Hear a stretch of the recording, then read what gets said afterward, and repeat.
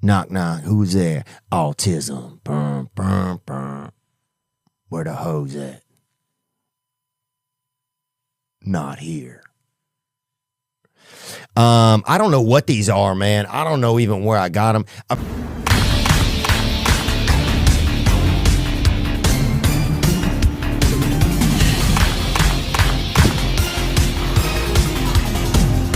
My autism diagnosis is an anomaly, and let me tell you why. I was diagnosed professionally by a team in 2017, was just about to turn 19 at the time. I'm an anomaly because I didn't know that I was autistic when I went to the doctors. I had a breakdown, essentially. And they were taking my history and what I was like as a child and all these different things. They went, hey, you know that you might be autistic, right? And they said, go fill out these forms, come back and we'll see how you do with them. Filled them out, handed them in, off the charts for autistic traits. A few months go by, I'm sent for an assessment, it lasts about 4 hours, and I then wait to hear about my results. Then I got the results literally 3 weeks before I went to university. I talk about it because I didn't know that I was autistic until a doctor told me. And in some ways that makes me feel quite silly because no one was surprised.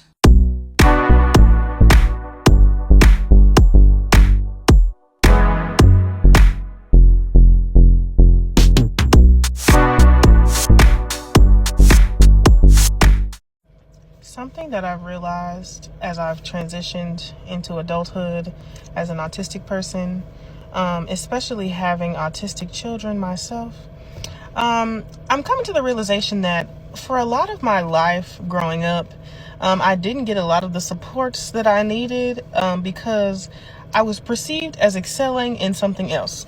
And if you're autistic, you can chime in on this if you have a similar experience. But for example, in school, I was really, really good in English. I was reading at a high school level when I was in elementary school, but I was just terribly, terribly bad at math.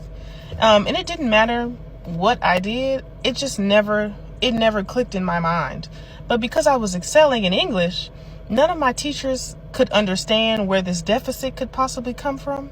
And even my mom was just like, you're so smart, princess. Like, math isn't that hard. I'm like, Mom, I am literally counting on my fingers while we are doing long division. Like, it just wasn't snapping. And I feel like a lot of people, like, you miss out on all the accommodations you could have gotten because, like, you are perceived as doing well in something else, and they think that those skills are transferable, but they are not. And I just want to know if any other autistic people went through that same thing. What is this?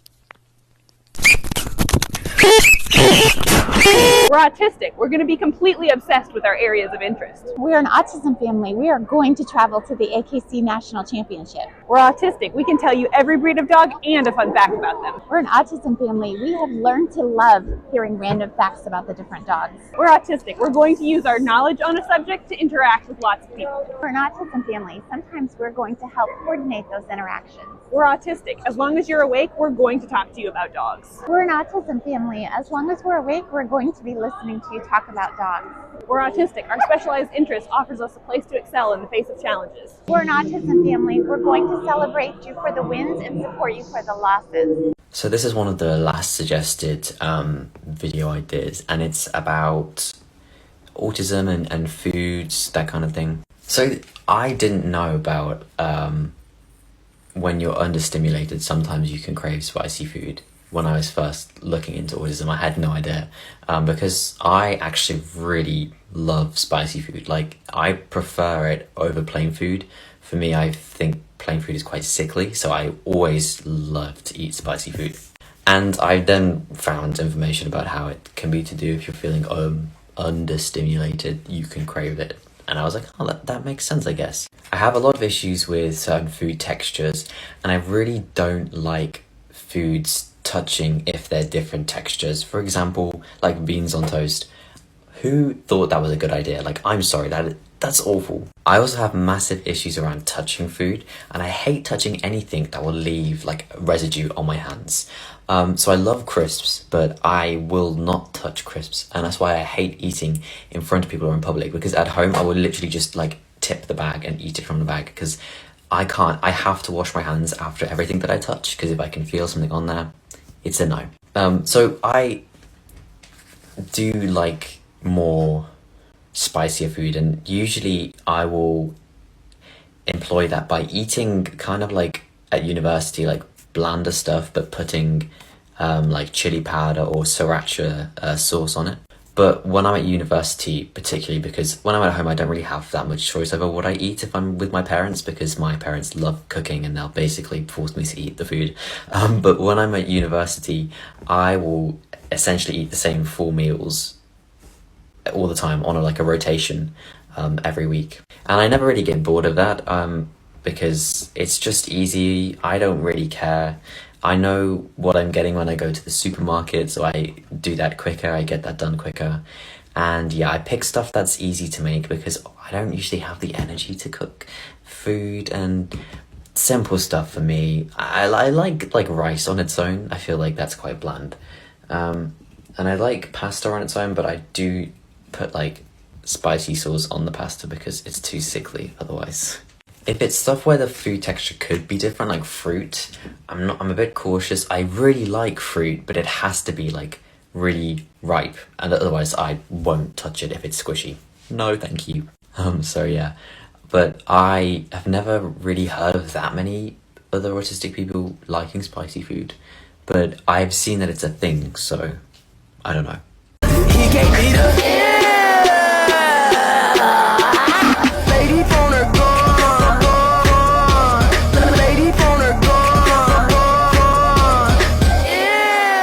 I think I might be in autistic burnout, and I'm starting to be able to notice the signs that that's the case. Like, I'm more emotionally dysregulated at the moment.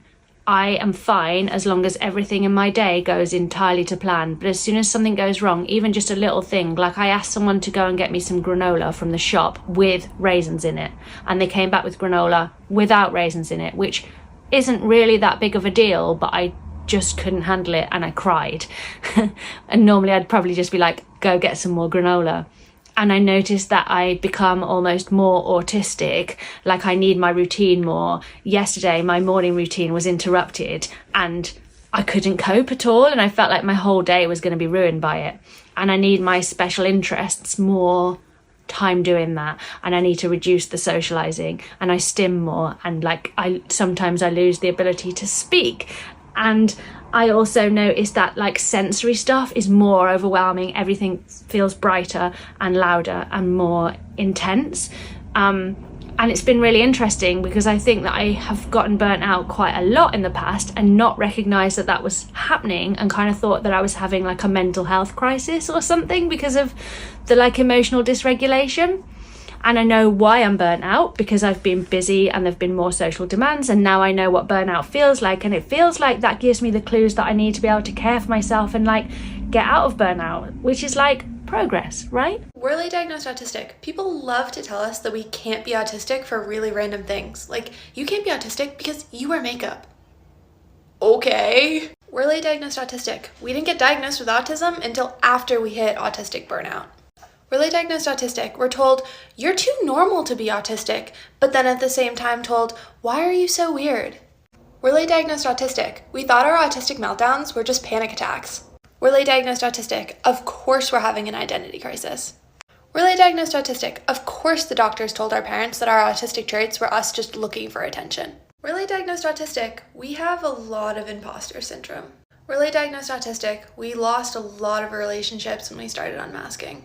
We're late diagnosed autistic. We were diagnosed with everything except autism. We're late diagnosed autistic. We're starting to process all of the trauma that we went through as an undiagnosed autistic child, and it feels really crappy. We're late diagnosed autistics. We're not doing well. I wish I could tell you, but it's like I don't do it. I don't do breathing. Like, breathing just happens. Whoa. I was telling someone that I'm autistic as well as someone else is autistic, and they kind of gotten that type of like, you know what I'm talking about, like, oh, why would you say that about yourself? Ooh, don't say that word type of thing. Guys, autism isn't a curse word. Also, I'm not using it to say I'm quirky or silly or whatever. I'm saying it because I'm fucking autistic. Yeah, so if you're the one who are whispering the word autistic because it feels like a curse word, or if you're the one that's using autism as like a quirky type of like personality trait, you're wrong. So, challenge for everyone 2024. If you haven't already stopped using autism in that manner, please do now. My dogs are fighting over there, or they're playing, but it's loud. Autistic love is some of the most beautiful love you'll ever come across. Love isn't transactional for us. Capitalism can't taint the way I feel love and how I outwardly express it. If I love you, it's because I find your mind beautiful and interesting and exciting. And it's as simple as that. Our attention to detail, pattern recognition is incredible.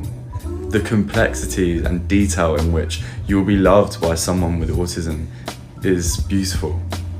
Be it words, gifts, acts of kindness, the detail in which we consider someone. Even if it doesn't come out perfect or exactly how a neurotypical person or neurotypical society expects it to, the thought and detail and care that goes into the expression, the outward expression of love from an autistic person is so complex and intense. And I think being loved by someone who's autistic is a privilege. Does any other autistic person really struggle to formulate opinions or answer questions such as, what's your favourite colour? What's your favourite film? I not only take things literally, I think it might be a fundamental misunderstanding of what that question is. Because I take things literally, I see this as in a massive question that must have an absolutely correct answer. It's not just a passive question of, what's your favourite film? And I just need to say, you know, what film I think I might have seen recently and I enjoyed. I must find the most correct answer and find the film out of my entire life that is absolutely my favourite, which is too much for my brain to process, so I never know what answer to say. And when you ask me my favourite colour, do you mean of all time? Or do you mean the colour that I'm enjoying at the moment? Because they're different. But I also feel because I'm autistic, my opinions have always been a little bit different to other people. And I've always felt that when I've expressed them, and then it's created a mass amount of discomfort for me. And I think that I've built up this wall of I am unable to share an opinion without fear of being ridiculed. So not only is my brain trying to think of what actually is my favourite thing, I'm also trying to come up with a more palatable answer in case it's too weird for somebody to handle. And I also overanalyze. So if somebody says to me, what do you think of this? Do you want a 5-page essay? Or do you want me to just go, yeah, it's fine?